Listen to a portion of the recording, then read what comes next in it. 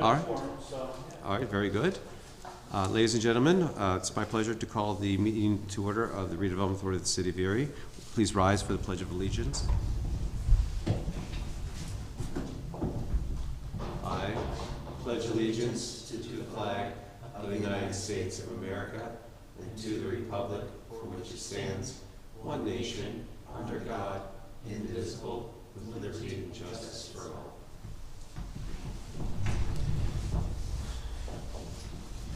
In your packets that were emailed out on Friday was the consent agenda.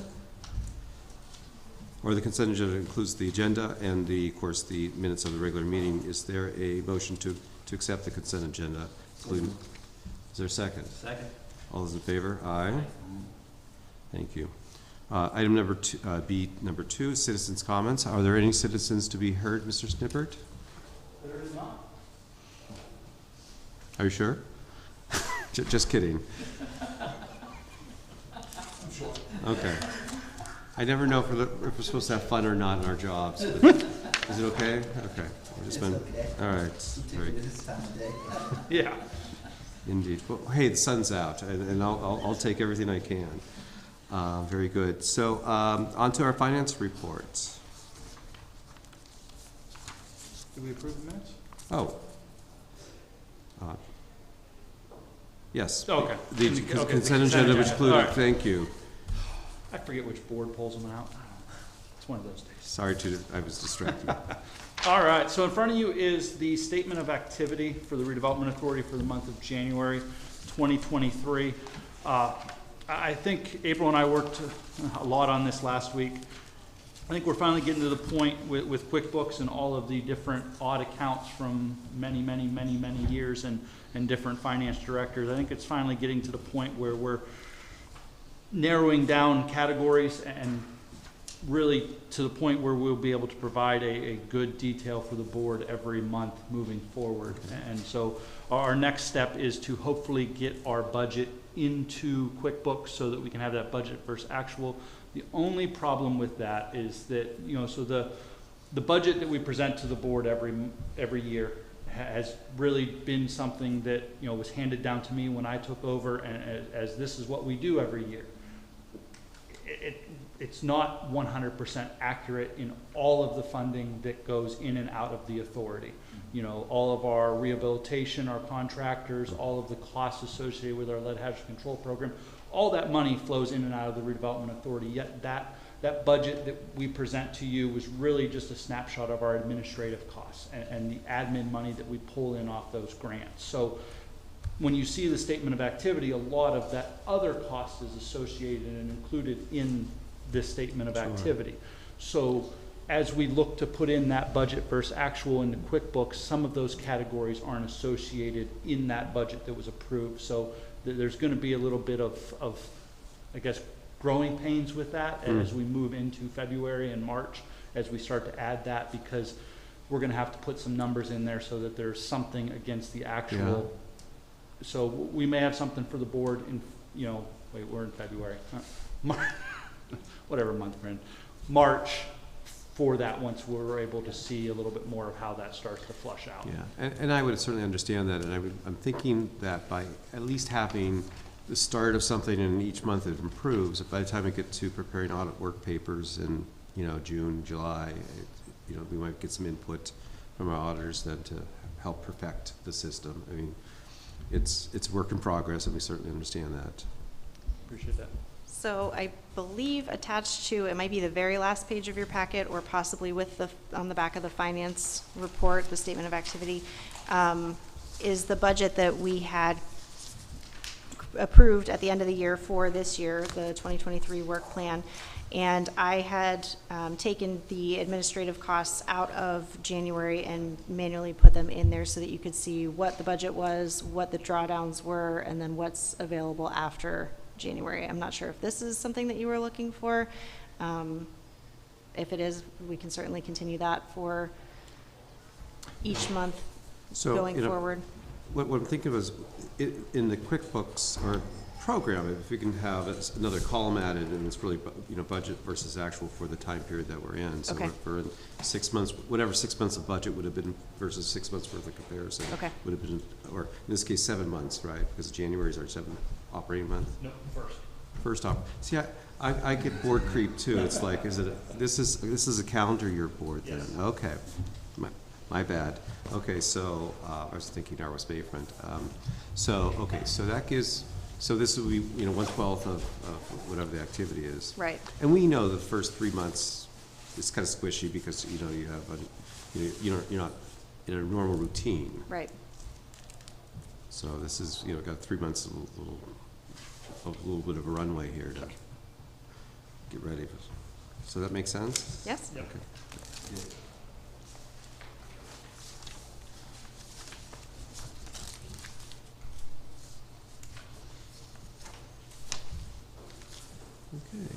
Any other observations on the, I know we're one month in and maybe there's not a lot going on.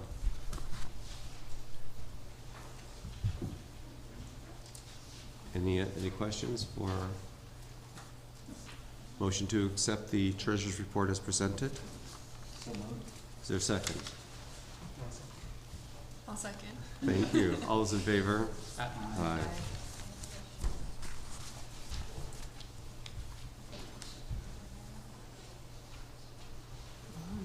I see we have some guests in the audience here. Will they be added to our agenda, Mr. Snippert? Yeah, they were going to speak under the general updates. All right. Perfect. I don't want to miss the opportunity to invite our guests just to dialogue with us today. Okay, now on to item D, which is our report of the executive director.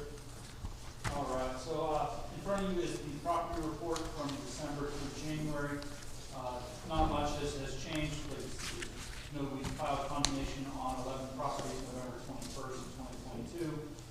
We did convey 2 lots, one to Bethesda Lutheran Services and another lot to a side lot owner on West 4th Street. All of that funding will be returned to the city of Erie since they were funded out of CDBG funding back years ago when they were acquired. Commercial facade program, again, no activity. We don't currently have that program operating out of the Redevelopment Authority office. And then as far as blighted properties, during December and January, 8 additional properties were declared blighted and 4 properties had the blight designation rescinded. I believe those were all due to land bank demolition activities for the precision of blight. 205 on the property list and 45 of which are under some level of intervention by the Redevelopment Authority for the Erie Land Bank. There is a resolution for board approval to accept that property activity report.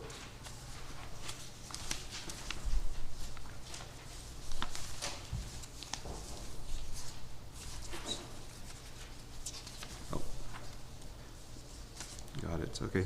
A resolution's been presented to accept the report. Is there a motion to accept the resolution? So moved. Is there a second? Thank you. All those in favor? Aye. Aye. Housing rehabilitation report. All right, so in front of you is the rehabilitation report for January 2023. LHRD program continues to move forward. We're lining up some projects to get into the spring season here with our lead abatement contractors. Along with the Healthy Homes program, some of those are getting out to bid. Holly is also working on processing a multitude of applications so that we are front-loaded on that program. CDBG is moving forward. We're starting to identify and get those projects going. As like I said, we're getting into that construction season. Still spending the money out in the county as far as the Act 137. Union City and McCain, Albion Borough and Girard all have projects that are finishing up their contracts as well. That funding continues to be of great demand, especially in some of the municipalities where they haven't seen funding that now the Act 137 funding allows us to reach. As far as contractors go, like I had mentioned at the study session last week, we've had some good success in the recent weeks of recruiting some contractors. Mm-hmm. Had some went look at projects last week. Hopefully, I didn't talk to the inspectors today. They were supposed to turn in some bids, so hopefully when I talk to them tomorrow morning, we'll get some positive news that some did turn in some bids this week, so, and we'll continue to recruit contractors moving forward. So that's the rehabilitation report. Aaron, I have a quick question, not directly related per se, but the recruitment of contractors got me thinking, is there any funding or program that either the city has or the redevelopment authority has that would possibly go to recruiting asbestos remediation contractors? So, not directly. However, given that our blight mitigation program is aggressive in nature and it will trigger the need for asbestos abatement, that program itself has generated a couple of our restoration contractors to seek what it takes to become asbestos removal contractors. So it has at least increased the awareness that there might be some work forthcoming and for them to get certified. Okay, do we, is there any money, I guess, within that program that would assist in the cost of getting certified? I know it's a higher level, just based on personal experience with trying to find one, higher level than it was previously to get certified in the state of Pennsylvania. So yeah, I mean, the city with our American Rescue Plan programs, we do have some ability to move some money, and we do have money in training under some of those programs, so we could assist with training if it would better the contractors. Okay, great, thank you. Yeah. And I don't believe we have any training locally. Is that correct? I think there's one in Pittsburgh. We do, yeah. The closest is in Cranberry's, the closest asbestos training provider. All right, any other questions for Aaron? Very good. Mr. Sonnenberg, I believe the solicitor's report is up next. Good afternoon, Board. Nice to be here. In the very back of your packet, you'll see a memorandum. It's probably 3 pages long. I'll go through it. Again, there are those 3 properties that are stragglers here that went to the Commonwealth Court. Again, there's nothing really we can do until the record is returned. Something in the back of my mind tells me that one of these has been returned. So once that is done, then we'll be able to contact the judge to set the hearing date to finalize that. But I think it's only one of 3 that has come back. Also, item number 2, the valuation hearings on the properties that were filed, the condemnation actions that were filed in June of 2022. We had the valuation hearing in front of Judge Brabender on January 17th. He has signed the orders. I have prepared the deeds to transfer those properties from the Redevelopment Authority to the Land Bank. Mr. Snippert has signed those deeds. I have them with me. I'm going to wait and file those on the 18th so that we've waited the 30 days from that hearing, enable the Land Bank to do as they see fit with regard to those properties. There are a couple of issues with regard to 1319 Parade Street. I'm working through that. That was a condemnation action. We always check and make sure that no one has passed away. In this instance, one of them passed away at the time of the condemnation, and then the spouse passed away after the condemnation action. So I've been contacted and have spoken with the attorney for the estate, and there is money going back to the estate because this is one of the properties that actually had some value of $3,000, and then we paid outstanding liens, so there is money going to that estate. I don't anticipate that the estate itself is going to try to undo what has been done. We've provided notice, effectuated service. People were signing on all the documentation that was sent. The other one that is of importance for the board to be aware of, 211 Locust Street. There was a request for a view. So a board of view has been set up by the court. Attorney Christine McClure and then two real estate agents, appraisers here in Erie County. I'm going to be meeting with Mr. Snippert after this, after our meeting, because what they want to do is they actually want to have the view. The Board of View has reached out to me and said, look, okay, they want to have the view, so we're going to make arrangements in early March to have that view. That's when that board will come and go through the house, and then there will be a hearing afterwards for an assessment.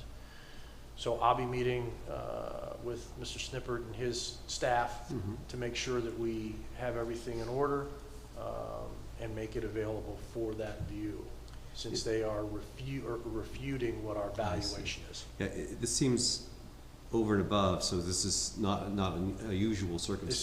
This is not a usual. There's only been one time beforehand that a party owner has asked for a view, and we were able to resolve that prior to actual hearing on the view.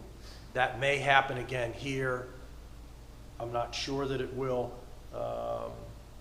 My thought is that they probably will have the view, and then that may help us facilitate a resolution, or going to have to go right to the hearing, which is part of the process. But this is certainly out of the ordinary. On all the condemnations that we've done, this is only the second one where they've requested an actual view.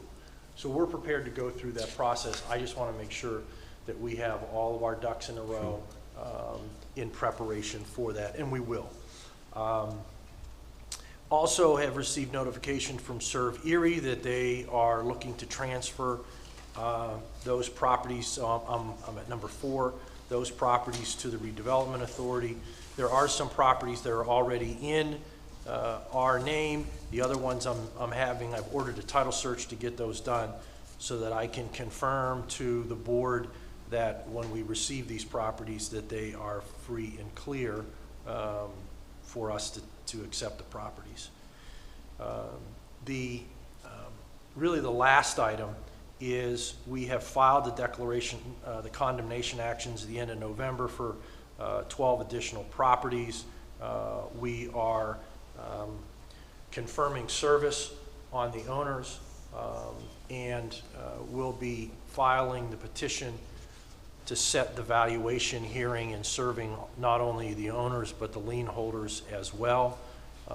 So we're moving forward on those. There's 2 properties that I want to make you aware of. 630 East 9th Street. We filed the declaration, and again, there was a designation of blight, and then declaration of blight, and then the condemnation action was filed. We have been working with the law firm that does the tax sales, and we serve the Tax Claim Bureau.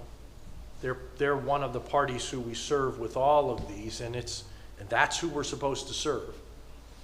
And it's incumbent upon them to go through and say, okay, are any of these properties that we're condemning on the tax sale? Lo and behold, there was one of them. It got sold at tax sale for $7,500. We're saying it's 0.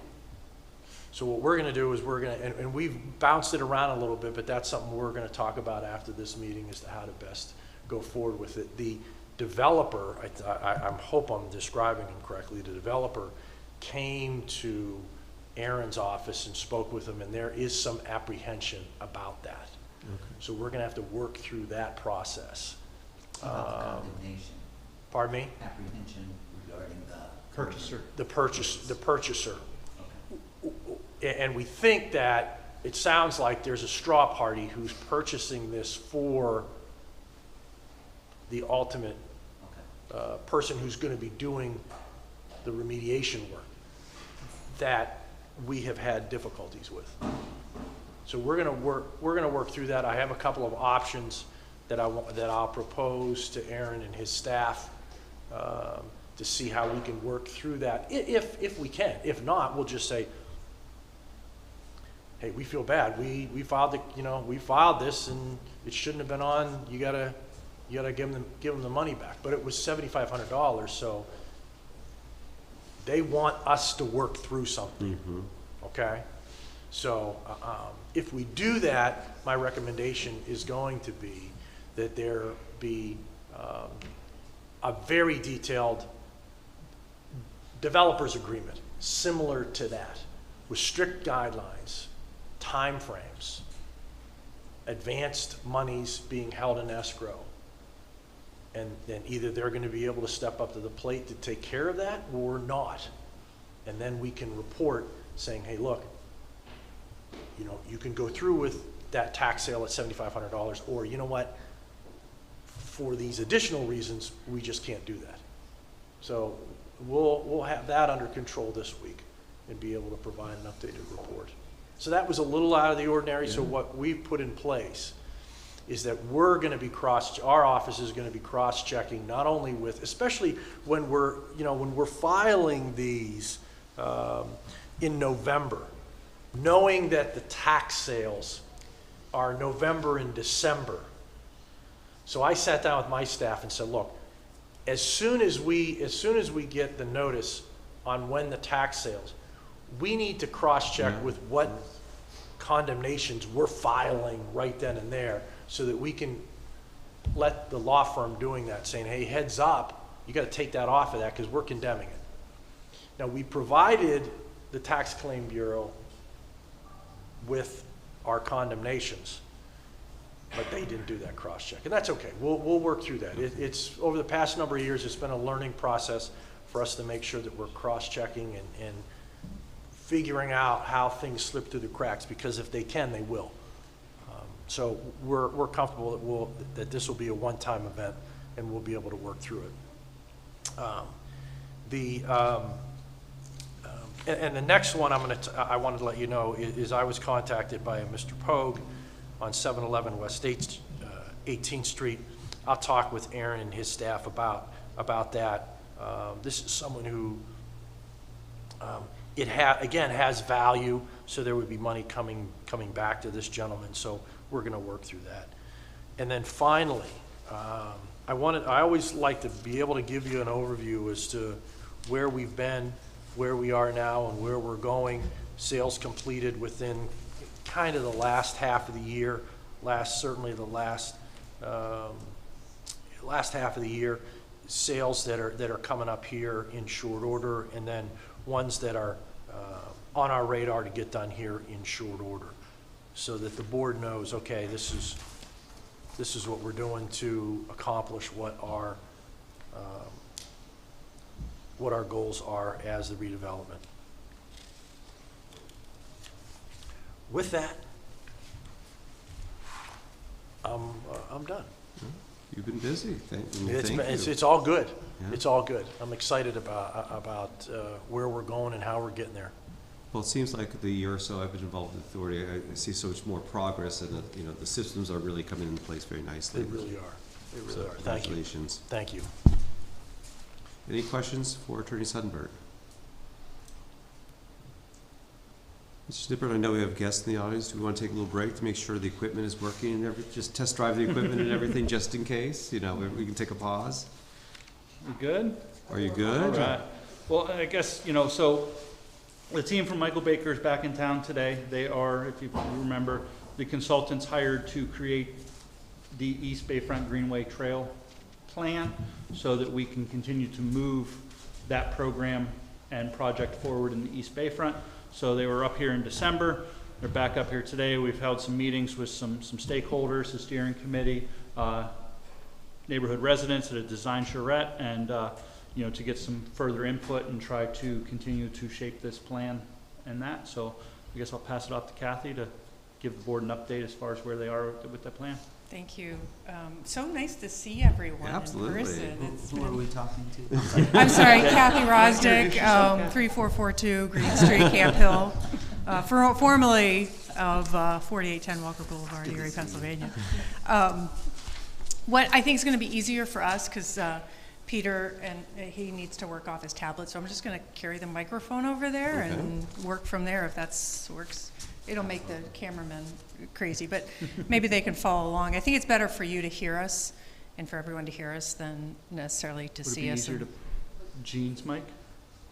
Yeah, we could, yeah, if you can just use Jean's mic.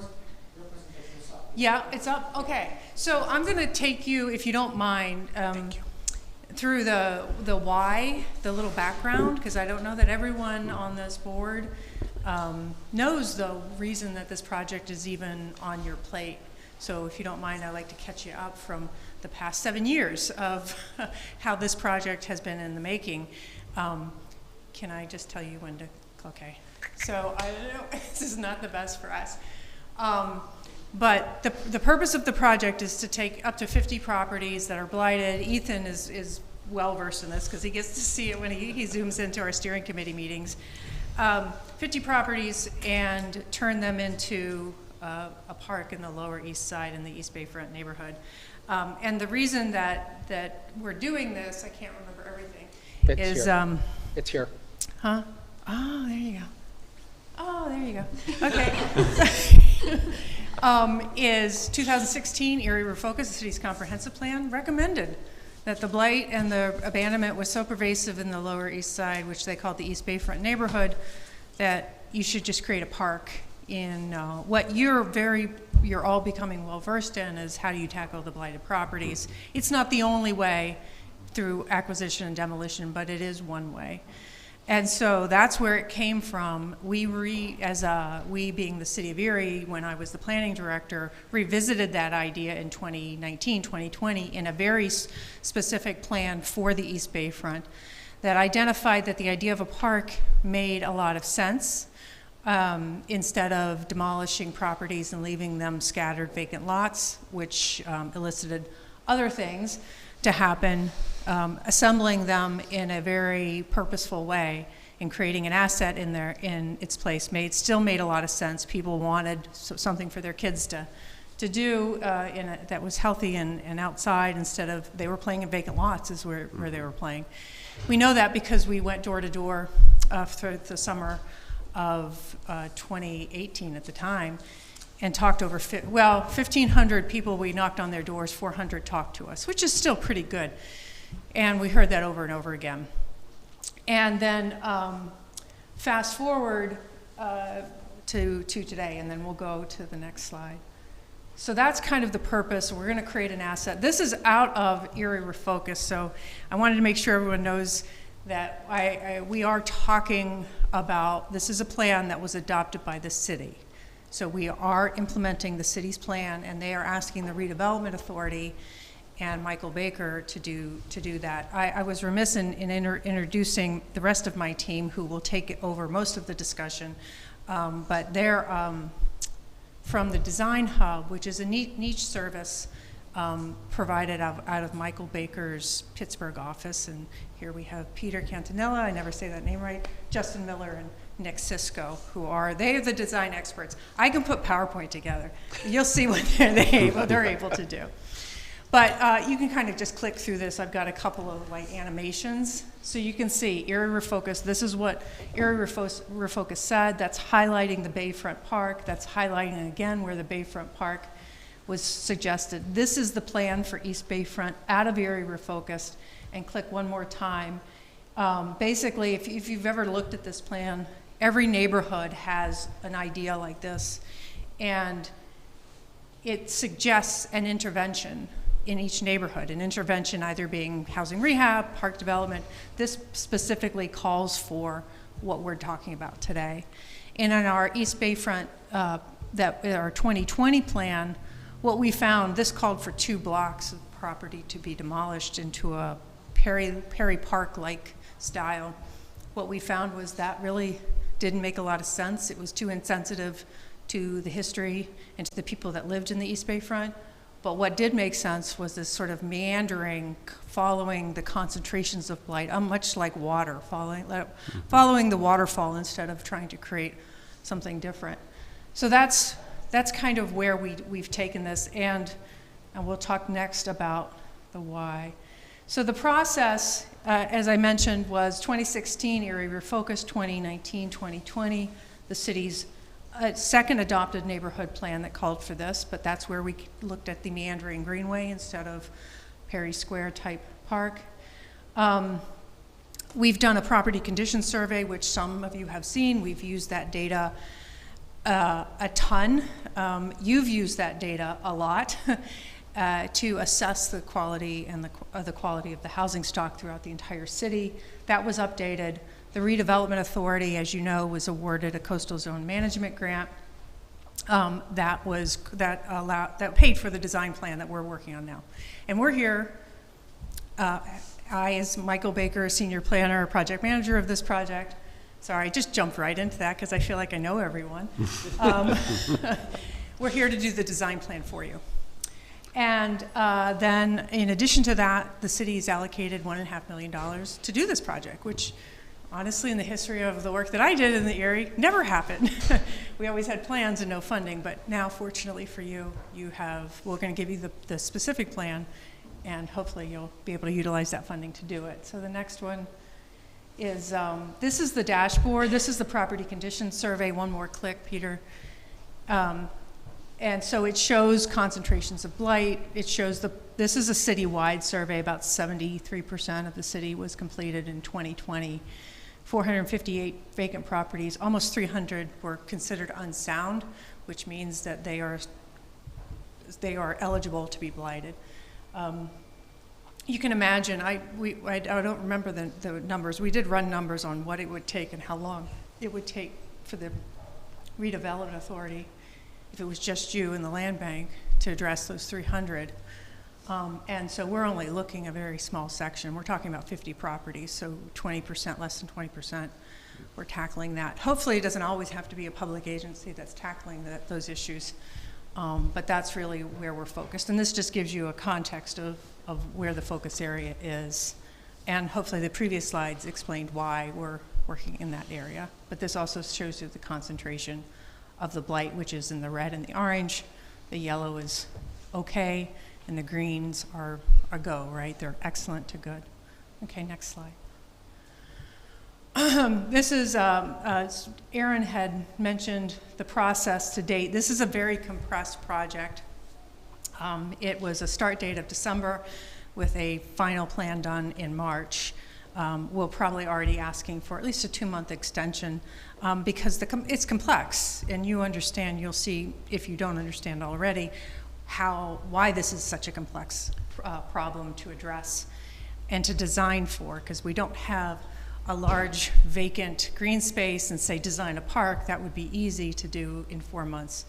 You're looking at property acquisition, challenging properties, where are we going to go, which direction we're going to take. And yes, we get to cross roads and have to deal with how do you cross roads safely multiple times. So in December is when we started.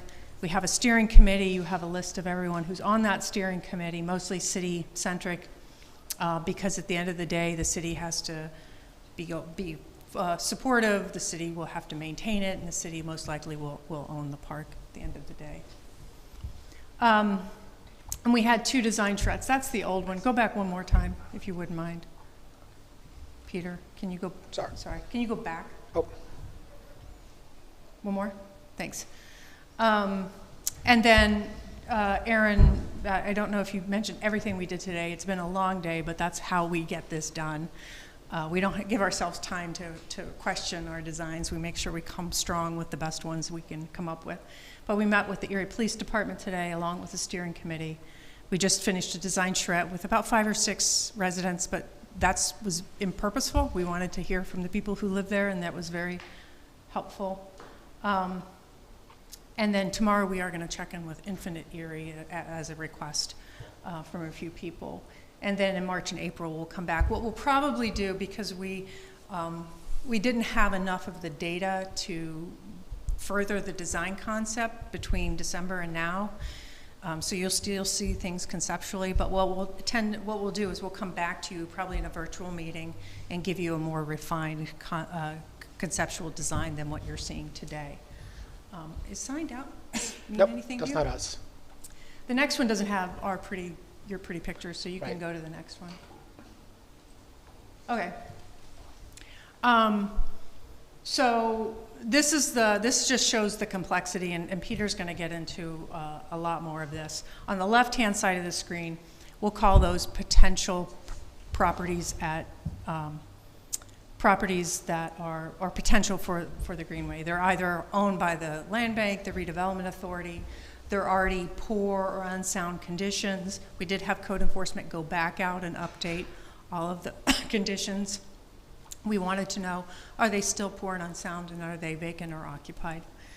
So these show all the ones that are vacant, that are owned by the land bank, the redevelopment authority, that are on or are in the repository now. You see, they're still very scattered. So when you're trying to create something that makes sense, something that creates a real impact to the community, we're still not quite there yet. So we had to have a conversation about what's the next potential properties. What are the properties that are potentially part of this? So we pulled out ones that are occupied but that are being rented, that are poor and unsound. And that's what you see on the right, that sort of purple area. You can see there's a lot more properties. And the reason that we picked those, there's 119 just in this area of properties that are considered poor and unsound by a code officer, but somehow are still being legally rented through the rental registration program. There seems to be a disconnect in the enforcement or the management of that program if this is to occur. And I say that with all respect to the code officers that many of which I worked very closely with. But we had to show this. We had to show, is this the next level of challenging properties that we need to tackle, because there's more levers and tools at the city's disposal to tackle these properties than there are if they're owner occupied. And I don't need to tell you, I know that there's other programs that are out there for those types of properties and those issues. But we're not here to talk about those other programs. We're here to talk about this one specific, very focused project. And we have to say that because every time we have those conversations, particularly with residents, it elicits those kinds of emotions, and I get that, and that's one reason why you have such a robust funding program now, is we understood when we started that discussion way back that you needed all of those programs in place because the need was so great. But that's what we have on the screen, and that's kind of the consensus we came to at the steering committee, that yes, that made sense. Now, which one of those properties, it's really going to be in your hands to figure out how to tackle those kinds of properties. So that, fortunately for you, I get to stop talking now and turn it over to Peter and his crew, because they're the real design experts. They're the ones who are sort of we've lost your, or maybe you did that purposefully. They're the ones who are taking us through this process. Or is it coming back? They could see it up here. For some reason, okay. it's not showing. All right. Oh, there it is. So I'll turn it over to him, and he can talk about where we've gotten really just today. We did a lot today, so. Yeah, well, good afternoon, everyone, and thank you for having us. My name is Peter Quintanilla. I lead the design hub for Michael Baker, which, like Kathy said, we're kind of like a little niche within the big firm, a bunch of nerds that we like to talk about this kind of things, which is what could be the next step for regeneration of our communities. The one thing I want to start off with is actually some of the diagrams that Kathy showed us, which basically the two diagrams that she was just showing us right now on the screen, we kind of got those information and we put it into one slide. And the reason for it is because when you start to see from this perspective, you see, how in the conditions that this whole neighborhood is actually at. There's a couple of other things that I would like to point out, which is here we go, which is this is one of those neighborhoods that historically has never had a park. So one of the things that we have learned from the start is that there's a park that is way south of the site, and then obviously there's a park which is way north, very close, obviously, to the river, not the river, the lake. So but this neighborhood in itself has absolutely no park to be spoken for. Having said that, there is a lot of land. There's a lot of houses that used to be there that now is just basically the site that is left over. There's something else, a couple of things that I also want to call to your attention.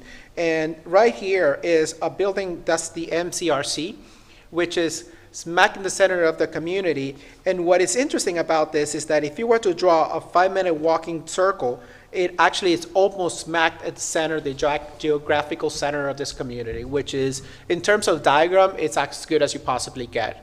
This is a lot of the urbanist nerdy talk, but for us, it's really exciting. The other thing which is also very interesting, and as we speak to more people, is that there's a real strong need for everybody to basically almost connect over to Parade.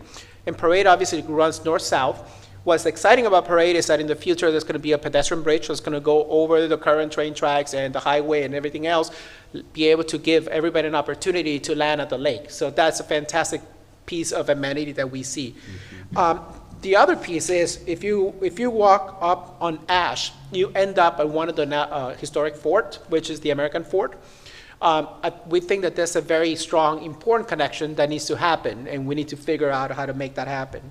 The other important things that happens is toward the east of the site is that you start to have an elementary school. So the need for a lot of people to walk from here to the elementary school is quite powerful. This is also something that the police chief mentioned to us and reminded us is like, we have a school to the northeast. We also have an elementary school on German and 10th. Keep those in mind whenever you're looking at doing what is it that you're doing. So that's a couple of things that I want to point out to begin with. The other thing is, as we start looking at what could potentially happen, like Kathy said, these are the sites that are pretty much too far gone, meaning these are buildings that they've had roof problem, water went in, there's an infrastructure problem that you cannot basically redo anything. You can't fix these houses. So these houses are pretty much gone. So we took this as the starting base. And so one of the starting bases, of course, is we changed the colors to just plain simple white for the site. And we started looking at how is it that we could do this linear park. What's so important about a park? Well, a park actually, what's interesting is in a lot of the communities that they have, as part of the regeneration strategy that built a park, you end up having a real strong community sense of pride because they're actually connected with something that is really beautiful, really different, really unique. In this case, we're not doing the regular park. What we're doing is we're getting the regular park and we're stretching it almost like spaghettis, right? And we're making these connections like I showed you earlier today, which means that it means a couple of things. One is that now you're increasing the number of houses that are going to be facing this park. Well, that in general is a fantastic thing when it comes to regeneration strategy because it automatically means that those houses facing the park, they go up in value. In this case, what's fantastic about this in a way is that all those homeowners that have those houses facing this park, hopefully will have more funding, therefore, to invest in their houses and help out and take care of the houses. The wonderful thing about a park also is that people who live in front of a park, they take ownership over the park. And what does that mean? That means that you have eyes on the park, meaning that those people, most of the time they sit out there, they're looking at the window. If they hear somebody screaming, they will go out there and try to figure out what has happened. There's inevitably a grandmother with a cane that walks out and tells the kid to get off the, whatever pole they're climbing on. But so there are multiple levels that a park is very, very important. And in this case, this concept of this park actually has completely changed from just a park to a linear green space to now a linear green space almost with all different type of rooms. And this is what I'm talking about. This is what I mean. I am going to turn on this layer here where what I've done is I've basically highlighted some of these white lots that obviously, as we already identified, they have their issues there. There's no houses there. And we started thinking about how is it that we can start looking at creating a room here. And then this is actually a way that we can make a linear park through this. Now, what do I mean by a room here? Is that this is actually, in this case, it's 3 lots. Each one of these lots is about 40 feet in average. So imagine this is 120 feet by 160 feet, huge space that you could actually program it for a number of things. So in this case, we don't know what the programming would be in terms of the design of it. Right now, we're just trying to figure out where is this puppy gonna land, right? So anyway, we have here, this is 12. Up here, this is 6. Here, this is Parade. And then here, this is Wayne. It's just to orient yourself. And again, right in the middle here is MCRC, right? But if we start thinking about this, and if you notice that this is a block here, what we're doing here in this case is that we're having the linear park go right through the middle of the block. which is a fantastic, really great way of making the linear park go through in a very safe condition, because at that point, the moms can let go of the kids and the kids are not gonna get run over by anybody, except for bicyclists, but that's a different story.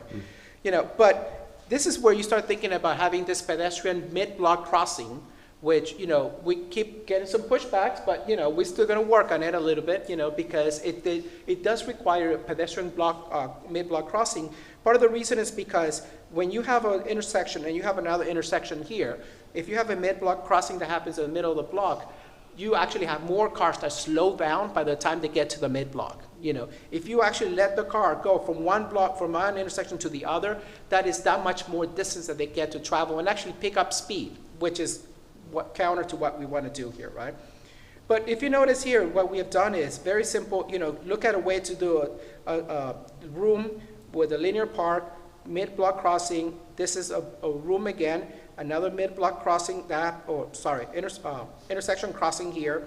And in this case, which this is the area where the MCRC is at, what we have identified is a good chunk of properties that actually are at play. And this actually can potentially lend itself for a much bigger park, which, if you think about it, having a big park in the middle of the geographic center of this neighborhood, it's actually will be a fantastic amenity, right?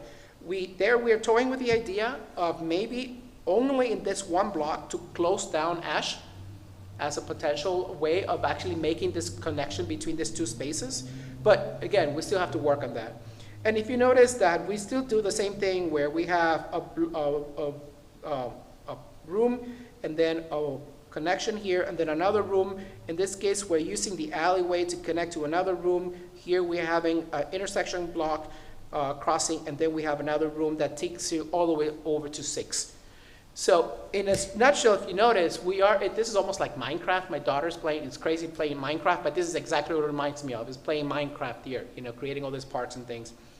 And because of what we heard today, again, in terms of the students going to school and things, you could almost see that the same thing can actually be done if you want to go eastbound. And then at this point, either you go here or you go this way. You know, so there are multiple ways you could actually cut that puppy there.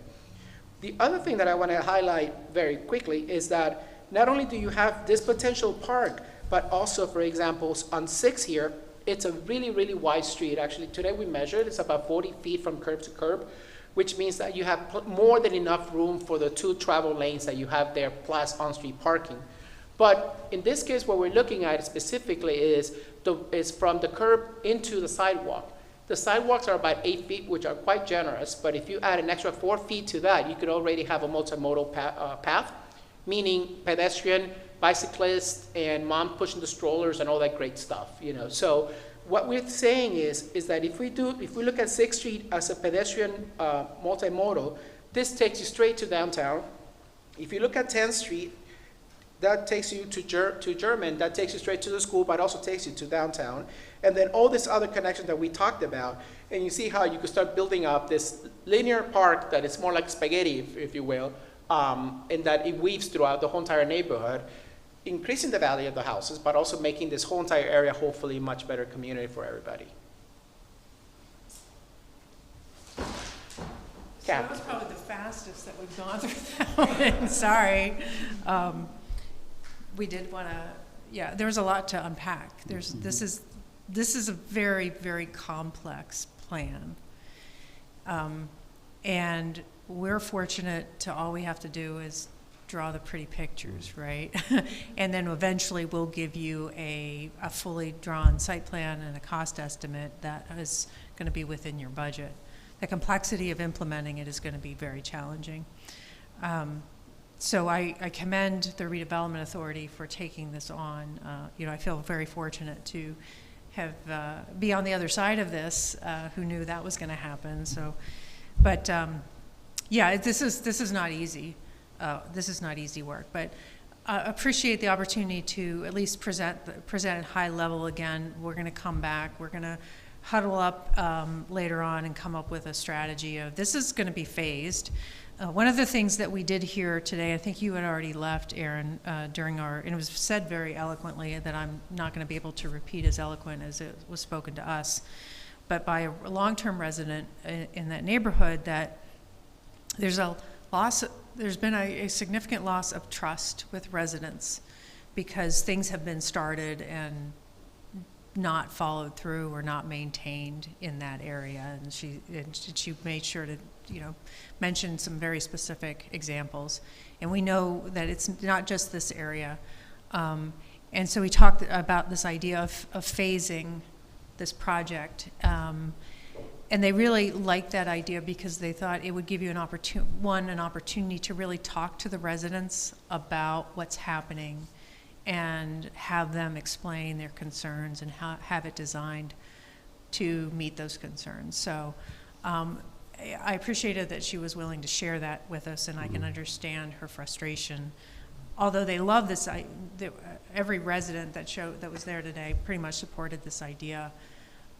But the question is, or not question, but the charge is, don't fail to complete it and don't fail to maintain it, so it doesn't become an illicit, a different kind of illicit activity than the blighted properties. So, with that, again, it was a lot. What questions, comments, concerns? Again, we've heard from Ethan a few times because he sits on our steering committee, but what comments or feedback would you like to give the team while we're here? Kathy, I'm Kevin. Hi, Kevin. Mr. Nelson. Playing. You had mentioned earlier that there were residents that met. Are they from the actual park area, or they're outside of that? And let me just preface why I'm asking the question. I do know about the character of the neighborhood, and yes, there is some issues that are presented in the neighborhood when it comes to things that were promised, they're not there anymore, or anyone even deciding to be a part of, quote unquote, the east side.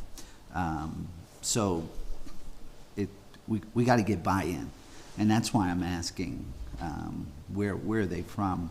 I do have some things in mind to create, excuse me, for the residents as we go along, because if we can get buy-in from most of them, or the ones who are influential, I really believe we can move this thing quickly. And I think that's what's necessary for such a big project like this. I love that question, because our first round of design charrettes, we had a total of 40 participate in 2, so it wasn't quite 2020, but eventually it was all 40, which was actually pretty good, given it was a handout when we sent flyers out, because we know that's worked in the past in this neighborhood. Mm-hmm. And about 10% were residents. The rest were interested stakeholders and others who, I don't know how to phrase it correctly, but community advocates, let's call them, who had different agendas. But when we were able to hear the residents and their feedback, it was near unanimously, yes, this is the direction you should go. We have concerns, here's our concerns, crime, how do you, specific, mm-hmm. How do you separate my yard from the park and make sure we don't have trespassing? And so those were legitimate, very important conversations. When we came back this time, today, we only invited the residents because we wanted to hear them. They're the ones who are going to be most impacted positively or negatively by this. The challenge is, and so residents, hadn't selected properties, so we didn't invite adjacent property owners because we're not sure where all this is going. So it was open to, do you basically live in the focus area, or do you live near it? Or do you walk through it, have an investment? So we got that. So some of them weren't, exactly in that square, but some were. That is going to be the challenge moving forward, and that's why I think this idea of a phased approach, of we're going to work on this block today, let's get all the people who live on this block. I mean, you're literally going to have to go to their door in many cases. It was the most effective way to reach them when we did the neighborhood plan, and it worked really well because the people who answered the door, extremely willing to talk to you, extremely willing to tell you all of their frustrations and everything they loved about the neighborhood. So I think that's what you're going to have to go, but it's going to have to be done probably at the time that you're making really those tough decisions on properties. That, because you want to do it in a timely fashion to where I'm tired of hearing the talk, I'm tired of hearing a plan, do something. And so being able to talk about it and then actually doing it and showing them that you're doing it would be extremely valuable. So it's a balancing act. It's a long answer to, yes, there were some residents there. Today we had 5 or 6. But again, they will tell you everything we need to hear and all of their frustrations. But when you actually start making property selections, it's going to be a little different conversation probably. Well, if you had 5 or 6 there, that's 18 for me, because the word of mouth just travels in the neighborhood. They're that cohesive. Yeah. So that's a good thing. And we did ask them, I said, bring your neighbors, and some had to work because of timing, and I understand that. The Benedictines would have been out en masse had they weren't working today. And some sent their concerns along with their friend and their neighbor that came. Thank you. You're welcome. Is there an online or a way that people could comment on proposed plans? Is that in the works, or? So we have steered clear of doing that just yet, Okay. mainly because of the sensitive nature of property acquisition. You can imagine, I was even concerned showing even lots of white blobs on a screen. You know how hard that's going to make your life Sure. if you have to go in and take those properties. So it does not have to be, a big open public process. I would suggest you do that when the timing is right, and Okay. honestly, working alongside your solicitor on when that's appropriate.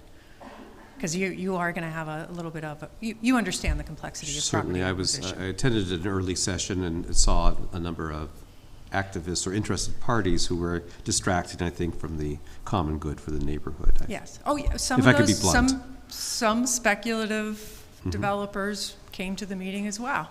So I'm trying to steer clear. I would suggest, and it's going to be up to you Yeah. on how public you want to make this, but you understand the challenge with doing that, given what your role will be in properties. I don't know why it keeps beeping. Any questions, observations? I know you guys are a lot more involved in everything. Anything else you want to draw out, or? Aaron's heard this 5 times today. This is the best yet. Yeah. I mean, no, nothing else from me other Okay. than, I know, the mid-block crossings with, the pedestrian versus motor vehicle debate is a big one, along with, maintenance, clearing the snow. But, I think we should always be focused on how to get to yes, as opposed to here are all the reasons we can't do it. And it seems that Erie is not accustomed to these meandering parks, really, unlike Cleveland and other places where there are a number of them that work very well. So it's just a cultural thing that I think that we need to be educated on to help people to know that a park can, kind of meander through a neighborhood as opposed to being square blocks, Right. that we're so accustomed to. Yeah, I do have to give Ethan credit. He does come in at the times that we need him to try to bring some reason to the discussion of the steering committee. So I appreciate your comments, because sometimes he's the only non-dream crusher that we're listening to.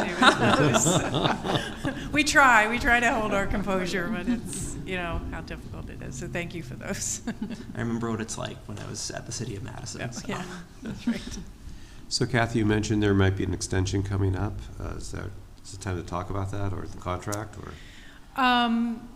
It will actually be very easy on my part. It's the coastal zone, which Joyce, who is the coastal zone coordinator, sits on the steering committee, and we've already talked to her, and she's already sent a preliminary, hey, this might be coming down the pipeline request to, and it sounds like it's going to be pretty easy, just an email. Okay. And for me, it would just be an email, we're going to extend your contract. We can talk about how long that is. I mean, she was very comfortable with 6 months extension, but although I don't think we'll need that. Okay. Right, I would agree. And yeah, we'll talk, we'll get that extension submitted to Joy, and then we'll bring it to the board for, the extension in March. Okay, very good. All right, any other questions for our team here? Well, thank you so much. It's always lovely to see you and your colleagues. Appreciate everyone's help and thank you for helping bring the city forward. Thank you. And if you do extend it for 6 months, I can just keep coming back. There is a benefit to that. Thank you. Absolutely. Thanks, everyone. Thank you very Our much. pleasure. Feel free to stay or leave. Mr. Snipper, anything else that you'd like to add under your report or general updates? No, I think that will do it for today. All right, on to then unfinished business. We have our management agreement with the Erie Land Bank. All right, so in front of you is a revised agreement between the Land Bank and the Redevelopment Authority for the administrative services for the Erie Land Bank. The board had approved it in December. The Land Bank board had requested some modifications to it, so those are included in this new agreement. Primarily, the changes occurred in section 4 under the compensation and invoicing, mainly under A and B. The Land Bank board requested a hourly rate schedule be included as an exhibit, which is now Exhibit A on the rear of the agreement. And we added a lot of asterisks to that to allow us to make those modifications and changes as staffing changes and compensation changes and benefit rate adjustments change, that those hourly rates aren't set, given that this is a 5-year agreement. Or the potential for a 5-year agreement. It basically renews every year for 5 years. So the Land Bank board approved it at their January meeting, and so now it is for your approval, review and approval. And I've been on both ends, being a Land Bank representative, so I'm good as presented. Plus, there's opportunities to kind of check in as the months and years go on. If it looks like there's the fees are looking excessive, there's conversations to be had. Absolutely. It's not perfect science. It's an That's ongoing it. dialogue. Yeah, everything's changing every day. So are you looking for a motion to approve Yes. the revised Motion agreement to then? Approve it, and we can get it all signed and completed. Okay, is there a motion to approve the revised agreement? So moved. Is there a second? Second. All those in favor, say aye. Aye. Aye. Thank you. So we'll sign this on behalf of the authority tonight, and then it goes to Land Bank next Monday? Or, Yeah, I mean, yeah, we'll get it signed. okay. So or they've however already you want. approved it, so it's just a matter of now collecting signatures. Perfect. All right. Item number 2 then is the Serve Erie property acquisition. I know. All right, so as Kathy and the rest of the Michael Baker team alluded to, the Serve Erie lots, Serve Erie is no longer really interested in that area as far as owning properties and the development plan that they had. So they have these 6 lots that they had acquired primarily through the Redevelopment Authority several years ago. So now in order for us to be able to include them in the East Bayfront Greenway Trail plan, they have agreed to allow us to reacquire them from them at our cost. So is in front of you for approval for us to proceed with acquiring these lots from Serve Erie, which will eventually be included into the East Bayfront Greenway Trail plan and project.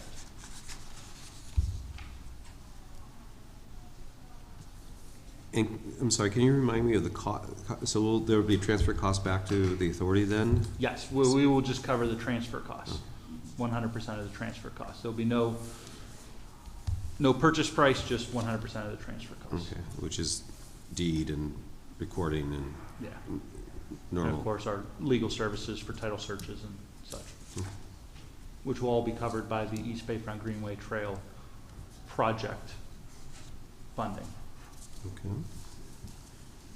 Are you looking for a motion to approve? Yes, approve the acquisition of those Of these lots. acquisition? Is there a motion to approve? Sorry, so moved. Thank you. Is there a second? Second. Perfect. Any discussion? Hearing none, all those in favor? Aye. Motion carried. Thank you. Then I see a memo in from Jeremy at Yes. Bayfront Eastside Task Force. So some discussion had occurred, as you're aware, the American Rescue Plan funding that we received from the city of Erie defined its use within qualified census tracts. The money came out in 2021. Census tracts 3 and 4 in the city of Erie were included in the 2021 map. Come 2022, census tracts 3 and 4 were removed. So we operated on the premise that only the qualified census tracts from 2022 were eligible. Jeremy had properties that he had acquired from the land bank years ago and privately, through BEST, that were blighted, and rehabilitation is not in their best interest. And we had hoped that we would utilize blight mitigation funding to assist with the demolition of those properties, given that they were in a census tract when we started our whole plan. Fast forward to last month, QCT 26 was added in 2023. The city requested, after I had requested whether we could utilize funding in 26 now, their consultant had said that 26 could be included, just like 3 and 4 could have been included, since they were during the time frame of the 2021 and the American Rescue Plan funding. So I reached out to Jeremy. He said, absolutely, I'd still like to get those properties demolished. So I said, if you could request that the Redevelopment Authority utilize blight money to demolish those properties, then we would put those into the American Rescue Plan blight mitigation program and assist with the demolition and remediate that blight from the best neighborhood. So the request from Jeremy and my request is a motion from the board to allow us to utilize the blight mitigation program to assist with the demolition of these properties owned by Bayfront East Side Task Force. Something that we would facilitate doing for our West Bayfront, Sisters of St. Joseph, Grassroots Coalition, anybody else that would have a property under their ownership in a qualified census tract.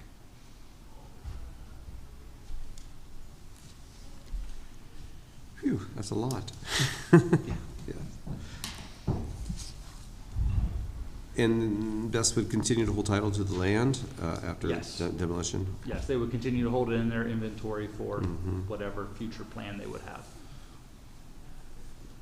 And the money's going to come from where? The blight mitigation No, program okay. from the City of Erie's American Rescue Plan. Okay, so there's sufficient, there's an influx of funds that Yes. handle this then. Okay, all right. So you're looking for a motion to accept their request? Yep, accept their request and allow us to utilize that program to assist with the demolition. Is there a motion to accept the request? Motion. Mr. Nelson, thank you. Second. Oh, the light just went on. It's like a ghost or something. I'm not sure what that was. All right. I don't want to press any buttons here. Could be an ejector seat, as far as I know. Okay, I'm sorry. There's a motion and a second. All those in favor? Aye. Aye. Thank you. All right. And then we're on to the homeownership incentive loan program, which we discussed at our study session. Yeah, so, April, you want to talk about it, or you want to? A little bit. It's been a long day. It's been a long day, I understand. Okay, so before you, we have put together everything that we went over during the study session, and took your guidance to try to make this as complete as possible. So we were calling this the Homeowner Incentive Loan Program Phase 1 because we're only using $400,000 of that to do the forgivable loan with a 0% interest for the 10-year term. We were doing the loan limits of $20,000 or 20% of the purchase price, whichever is less. It's to provide down payment assistance for qualifying buyers' properties in the city of Erie. We had the tiered repayment schedule if the property is sold before the 10-year term, and we were requiring a 3% equity of the purchase price from the borrower. We did add an application fee of $50 and then $150 due at closing for closing costs, and that is to satisfy the different filings that we have. And then we had the priority for the different QCTs or outside of the QCTs, and then owner-occupied rentals are below that. And we assumed that the checks were going to be made to the closing agent and that the paperwork would be signed at closing for us and then with their original purchase.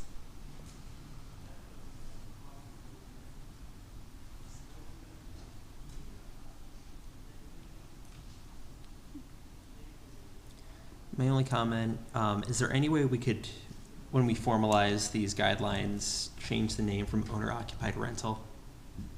It's a little confusing.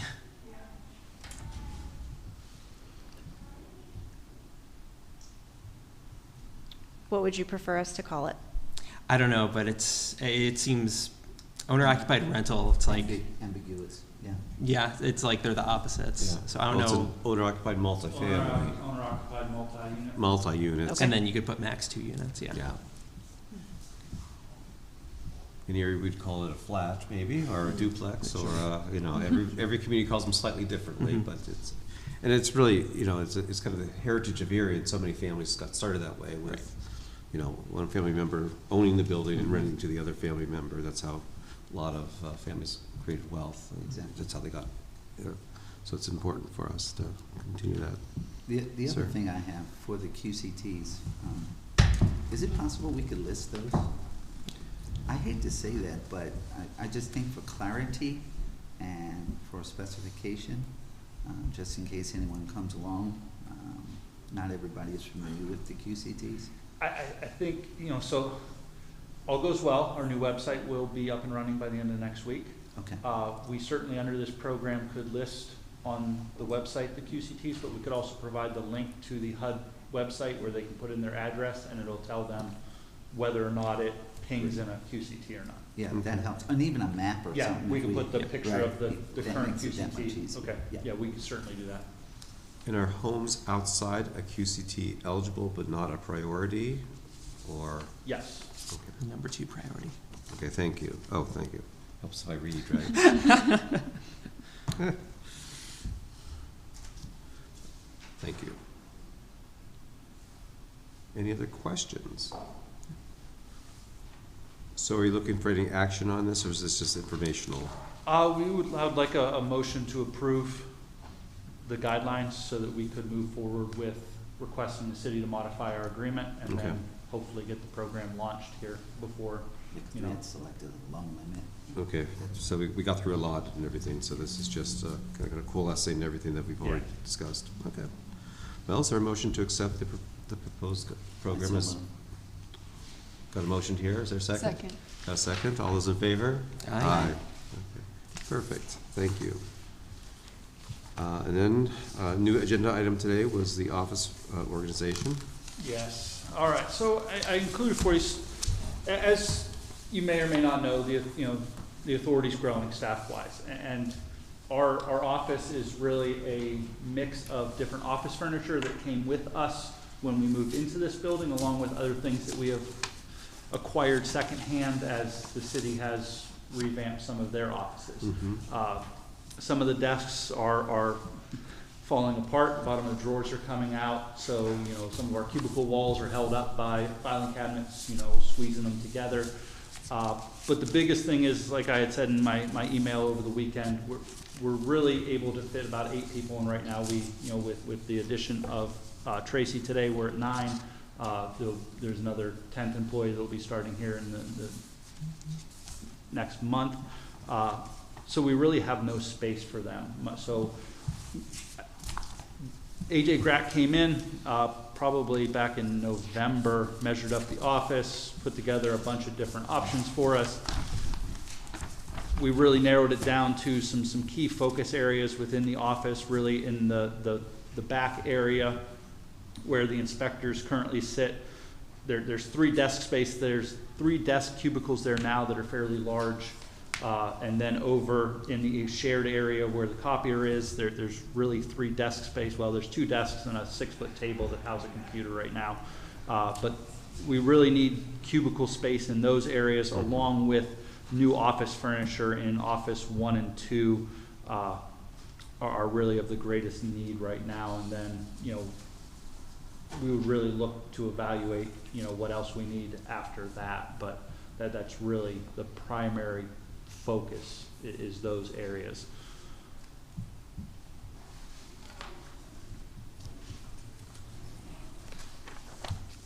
So that would be, if you were looking at the budgetary furniture pricing section that they provided, that would be on page 1, the back area, that first box, those 4 cubicle areas, and that storage area, the cabinets. A week ago, I guess it would be about a week ago, we went through the office, went through a lot of the filing cabinets and purged out a lot of decades worth of storage and things that just didn't need to exist anymore, to really get a feeling for what we needed office or file cabinet space wise. So we've greatly decreased our need for filing cabinet storage, but it would be nice to have some filing cabinets that were properly organized and could house all our files in one area and the drawers weren't falling apart. So that first page, like I said, is probably the largest priority. Page 2, that top section, which is basically the 3 workstations, is another priority. And then it would be page 4, the private office typical would be, like I said, probably with the cubicles, the other priority area for the authority office.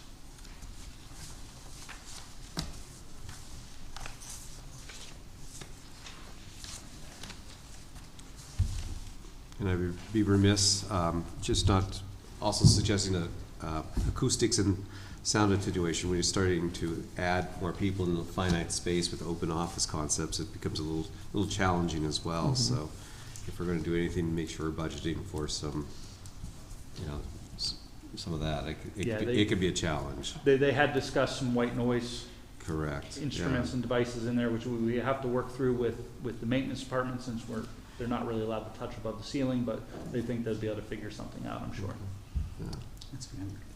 Yeah, because we want to treat our staff well and have a nice, comfortable environment for all. I mean, it's part of the whole experience. And I'm familiar with the how noise can travel and such. So, can we move you to the 5th floor and just? Kidding. And our landlord's going to pay for this, right? Is that how this works? Yeah, Yeah. prior to reduction in our rent. And to answer your question, Chuck, from your email earlier, like all the furniture that is in the office came with us or was acquired by us, and if we ever did relocate our office space, this furniture does go with us. It is, everything in that office is ours, other than the stuff that is screwed down. Yeah. I asked the question because sometimes when you move things in, you're not allowed to move them back out in a commercial lease. And so I just had to ask the question, so it's so Aaron, are you looking for Board approval to move forward with some purchase of some new All right. office furniture and to include chairs, since people some have of to our stay chairs are missing armrests and Yeah. wheels, and it's been many years, and we have got pretty far on what we have, and made quite a bit work for a very long time. We appreciate that. Remind me where you're proposing the funding to come from? A mix of American Rescue Plan Okay. and of course some land bank funding, since staff utilizes the land bank as Sure. well, and then Charge off some of that to that program then. So you're looking for approval for the entire? no, not the entire thing. I don't need a new desk.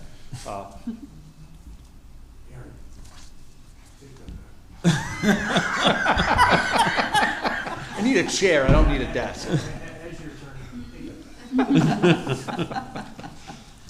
It would Yeah. seem to me that the office could use a refresh, because I also get concerned about the appearance. I mean, people make decisions based on people's professionalism, based on what they see. Exactly. So I think that will help the authority attract, retain and attract quality staff members. And I think that the general public who will visit will also help raise the expectation of the authority. Yeah. Can we give you approval up to the entire amount? Yeah, that'd be appreciative. I did have one question. did we talk about paint on the walls and kind of? I'm just being honest, you know, just a fresh outlook on some things, or or do we feel the walls are No, adequate? we could certainly, and GRAC did say, you know, we would definitely have to phase this, and they would, you know, wouldn't want to disturb the whole office at a time, and we certainly could talk to maintenance about painting areas of the office as we move through with installing new furniture. You're right, to brighten it up a little bit. Yeah. Yeah, and there's some color palettes that are determined to provide more energy, or, you know, there's just some science behind paint colors that are, and I'm sure he's, you know, the designer is certainly very aware of that. Sure. And gray would not be on the list, for example.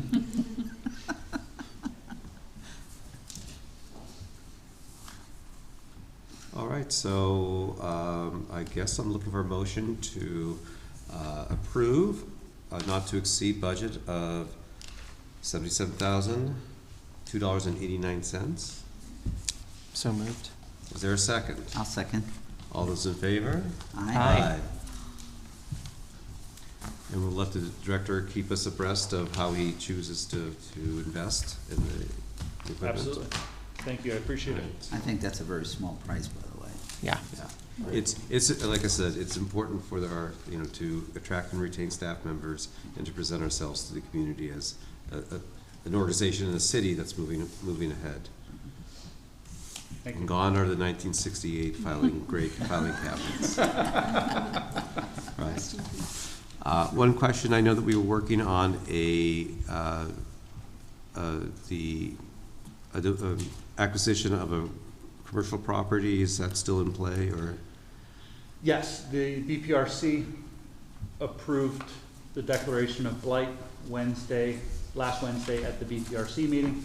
Those properties will be posted this week.